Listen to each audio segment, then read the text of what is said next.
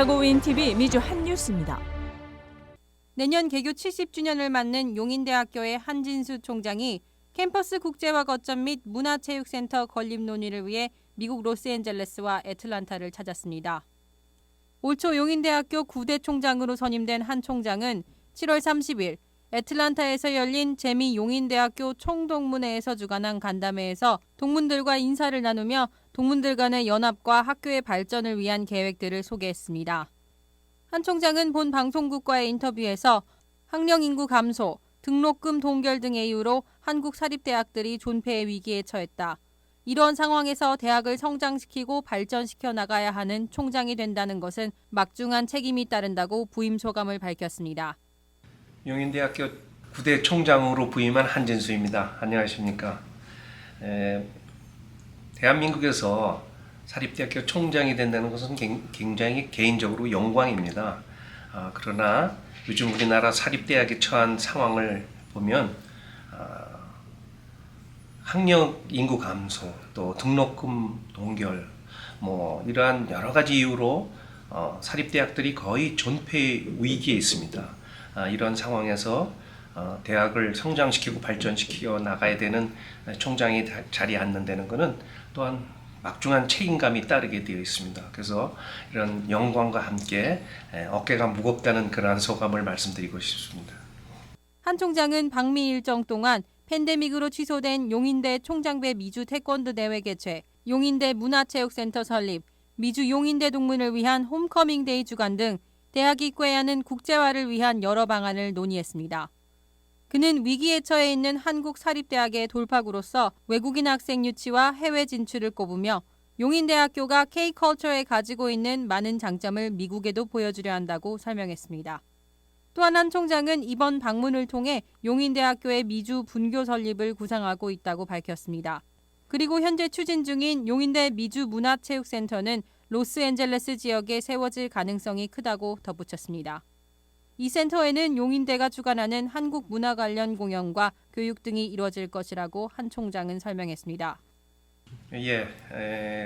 지금 말씀드린 대로 한국의 사립대학들이 굉장히 위기에 처해 있습니다. 그래서 이러한 돌파구를 찾는 방법이 몇 가지가 있는데 그중에 가장 중요한 것이 외국인 학생 유치와 해외 진출, 국제화가 하나가 됩니다. 그래서 이미 한국에는 한국어학당을 비롯해서 용인대학교가 외국인 학생을 유치하는 많은 시스템도 있고 현재 잘 하고 있습니다. 그런데 이제 이 미주 같은데 우리 동포들도 많이 계시고 또 용인대학교가 이 K컬처라든가 이쪽에 많은 장점을 가지고 있습니다. 그래서 미국의 이러한 용인대학교의 문화체육센터 같은 것을 건립해서 우리 용인대학교의 그 많은 장점들을 보여준 것으로 시작하고 나아가서는 그것이 용인대학교의 미주 분교가 될 수 있도록 준비 작업차 왔습니다. 그 외에 내년에 용인대학교가 개교 70주년이 됩니다. 그래서 그 70주년 행사로 해외에 계신 동문들을 우리 용인대학교로 초청하는 홈커밍 데이를 대대적으로 계획을 하고 있고요. 그래서 그런 준비 작업도 해야 되고 또 최근 3년 동안 코로나로 인해서 개최하지를 못했는데 용인대학교 총장배 미주 태권도 대회가 2년마다 있어 왔습니다. 그래서 내년에는 그 시합도 지금 텍사스나 이런 곳에서 개최하려고 하고 있습니다. 그런 구체적인 장소 또 날짜 이런 것을 충분히 시간을 갖고 협의하기 위해서 이렇게 몇 가지 목적을 가지고 제가 미국을 방문하게 됐습니다. 저도 처음 이제 미주 우리 용인대 동문들을 뵙게 됐는데요. 남가주 LA를 중심으로 한 우리 동문들 또 이쪽 동부에 있는 분들, 남부에 있는 분들 다 많으신데 또 우리 회장님께서 직접 이곳에 오셔서 또 저를 환영해 주시고 앞으로 이러한 대회 행사에 많은 도움을 주시고 계십니다. 다른 대학들도 물론 동문회가 잘 구성되어 있겠지만 용인대학교는 우리 전통적인 그러한 무도, 체육 이러한 특성이 있는 것과 같이 굉장히 선후배지간의 예절도 잘 지키고 또 우리 전통 문화를 잘 지키는 그러한 아주 아름다운 모습을 여기 와서 굉장히 많이 접하고 또 선후배 간에 서로 돕고 서로 상생하는 그런 분위기가 너무 좋았습니다. 용인대학교 뭐 여러분들 잘 아시다시피 세계 단일 대학으로 올림픽이나 이러한 각종 메달을 가장 많이 딴 대학입니다. 아마 기네스북에도 올라와 있다고 제가 들었는데요. 그러한 무도 체육을 중심으로 해서 뭐 거의 세계적인 대학이라고 저는 자부심을 가지고 있고요. 그 외에도 이런 K컬처와 관련되는 많은 학과들이 있습니다. 국악과라든가 실용음악, 연극, 영화 등 그렇게 해서 그러한 분야에 관한 한 저는 뭐 대한민국의 어느 대학에도 뒤지지 않는 대학이 우리 용인대학이라고 자부하고 싶습니다. 여러분들 앞으로 자주 찾아뵙고 여러분들 아이디어도 구하겠습니다. 많은 성원 부탁드립니다. 태권도 등 예체능 계열 학과로 유명한 용인대학교는 단일 대학으로서는 세계에서 가장 많은 올림픽 메달을 획득한 기록을 가지고 있습니다.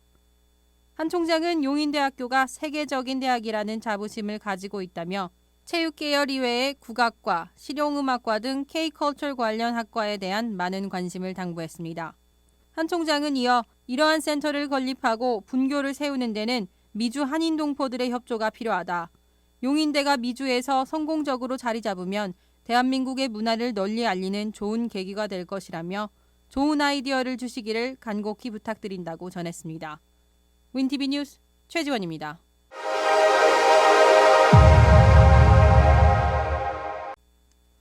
식품음료 제조업체 라이온스 매그너스가 미생물 오염 가능성이 있는 53종의 음료 제품을 리콜합니다. 미 식품의약안전청은 이 제품들이 상업멸균 기준을 만족시키지 못했다며 이같이 밝혔습니다. 지난달 29일 기준 해당 음료수 제품들로 인한 환자는 보고되지 않았다고 FDA는 전했습니다. 이번 리콜의 주요 원인이 된 오염물질은 크로노박터 사카자키균으로 열, 구토, 요로 감염증 등을 일으키는 것으로 알려졌습니다. 영아와 65세 이상 성인을 비롯해 면역이 취약한 계층에는 수막염, 혈류 감염과 같은 심각한 증세를 보일 수 있다고 미 질병통제센터는 설명했습니다.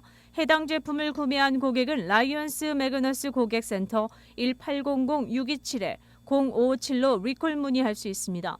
또한 제품은 구매처에서 환불이 가능하다고 관계자는 밝혔습니다.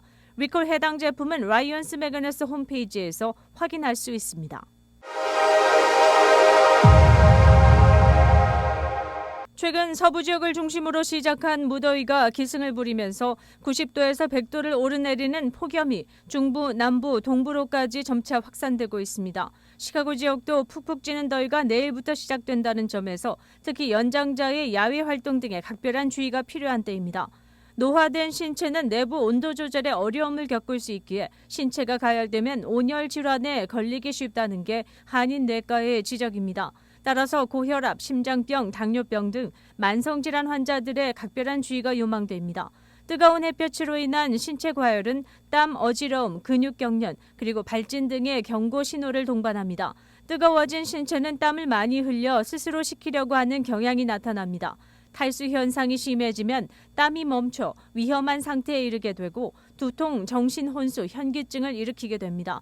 일사병은 장시간 고온에 노출돼 열이 체외로 배출되지 않아 체온이 활시 98에서 104도로 상승해 심장박동이 빨라지고 어지럼증과 두통이 발생합니다.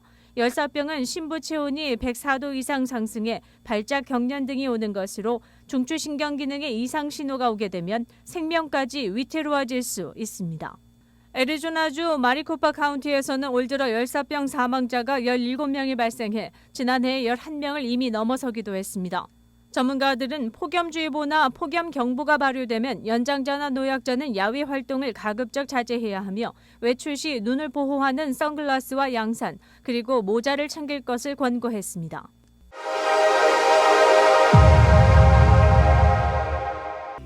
윈TV 채널 24.5와 MCTV 채널 24.6 방송은 안테나를 이용한 공중파 방송을 통해 시청할 수 있습니다.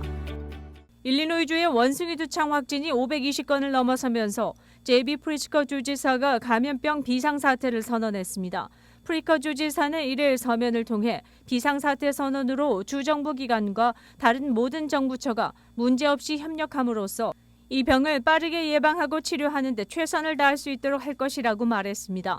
감염병 비상사태가 선언되면 응급 상황에 대응하는 정부 각 처 간 협력이 용이해지고 보건당국이 검사와 백신 접종과 같은 업무에 더 집중할 수 있게 됩니다.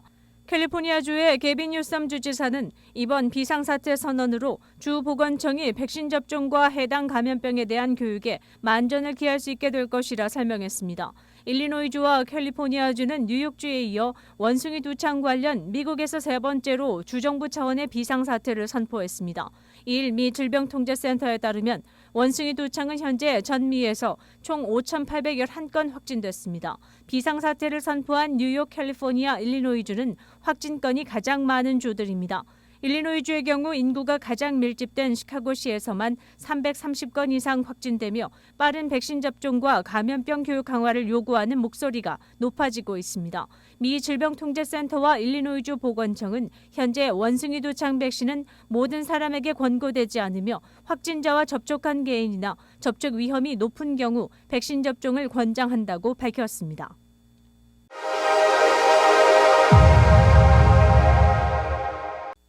오는 11월 미국 중간선거가 지금 치러진다면 연방 하원의 다수당 지위가 공화당으로 넘어갈 것이라는 조사 결과가 나왔습니다.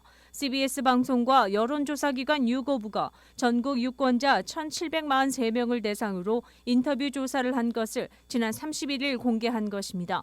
그 결과 공화당이 하원 의석 230석을 확보할 것으로 예측됐습니다. 현재 다수당인 민주당은 205석을 확보할 것으로 예상이 나왔습니다. 연방 하원 전체 의석수는 435석으로 218석이면 다수당이 될 수 있습니다. 이번 조사 결과를 보면 공화당이 다수당 하한선보다 12석을 더 가져가는 셈이 됩니다. 현재 상태는 민주당이 220석을 확보해 근소한 차이로 과반을 차지하고 있지만 이번에 예측된 여론조사로라면 3개월 뒤인 11월 중간선거를 통해 연방 하원이 공화당으로 넘어갈 가능성이 크다는 것입니다. 코로나 바이러스에 감염된 고령자가 후유증을 오래 겪을 경우 인지 능력 저하가 동반되는지 잘 관찰할 필요가 있다는 주장이 제기됐습니다. 왜냐하면 바이러스 감염이 알츠하이머 치매를 유발할 수 있다는 실험 결과가 발표됐기 때문입니다.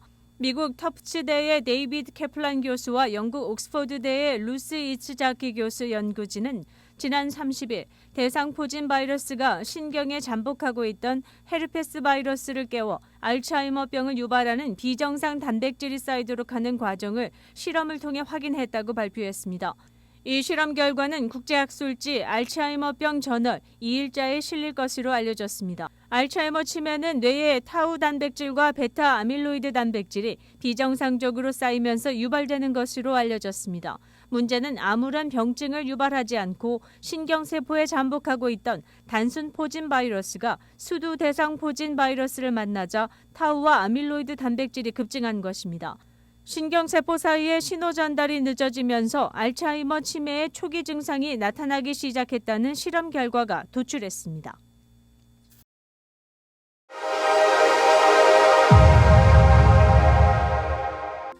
코로나19 현황입니다. 미 전 지역 신규 확진 54,430명, 신규 사망자 수는 149명입니다. 일리노이주 신규 확진 5,096명, 신규 사망자 수는 0명입니다. 코로나19 관련 자세한 내용은 시카고 토탈닷컴을 통해 다시 볼 수 있습니다.